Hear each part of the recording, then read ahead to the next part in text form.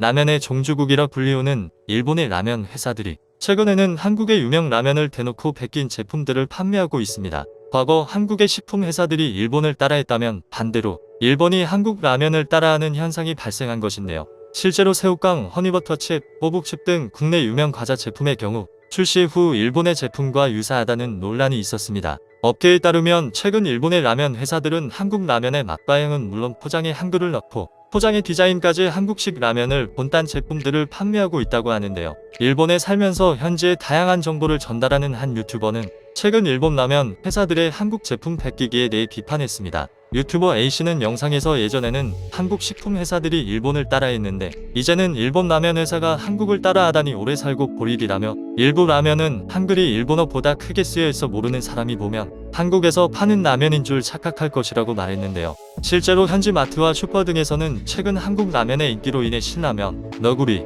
비빔면, 불닭볶음면 등을 어렵지 않게 구할 수 있습니다. 관세 등이 붙어 한국보다 조금 비싸긴 하지만 대부분의 점포가 한국 인기라면 대다수를 판매하고 있습니다. 한국 라면의 인기를 등에 업고 일본 라면 회사들이 한국식 라면을 따라하거나 아예 한국 라면으로 착각이 들 정도로 유사한 제품을 판매하고 있는 것입니다. 한 수입 식품점이 자체 브랜드 상품으로 개발한 한 컵라면은 뚜껑에 아예 양념볶음면이라는 한글이 적혀 있습니다. 한국 회사가 만든 라면처럼 보이게 만드는 것입니다. 또 다른 컵라면의 경우 신면이라는 한자가 쓰여 있는데 누가 봐도 농심의 신라면을 따라한 듯한 디자인입니다. 니씨는 최근 봉지라면인 야키소바 볶음면 한국풍 아마카라 니신 까르보와 컵라면, 야키소바 UFO 볶음면 진한 한국풍 아마카라 까르보 등을 선보였는데요. 까르보 불닭볶음면과 마찬가지로 니신 까르보와 컵라면은 패키지 디자인의 연한 핑크색을 활용하고 겉면부에 볶음면이라는 한글까지 크게 써넣었습니다. 하단 왼쪽에는 캐릭터, 오른쪽에는 조리된 제품 이미지를 넣었습니다.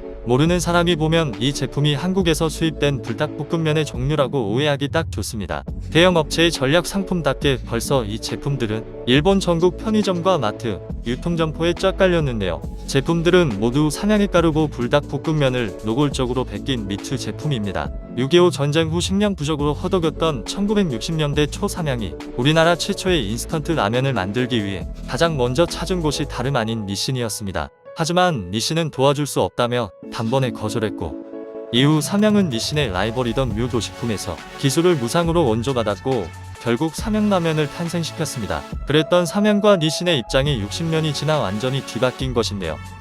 한국 K라면의 인기는 수출로도 반영되면서 사상 최초 기록을 만들고 있는 중입니다. 한국농수산식품유통공사와 관세청 등에 따르면 올해 3월까지 라면 수출액은 2억 800만 달러로 잠정 집계되었는데요. 1분기 라면 수출액이 2억 달러를 넘은 것은 이번이 처음입니다. 일본도 그동안 우리의 벤치마킹을 봐왔습니다. 그렇기에 이런 니신의 불닭볶음면 이슈도 마냥 우리가 피해자라고 주장할 수는 없겠지만 우리가 벤치마킹을 했던 나라인 일본이 이제 우리나라의 제품을 역으로 벤치마킹한다는 것이 신기할 따름입니다. 감사합니다.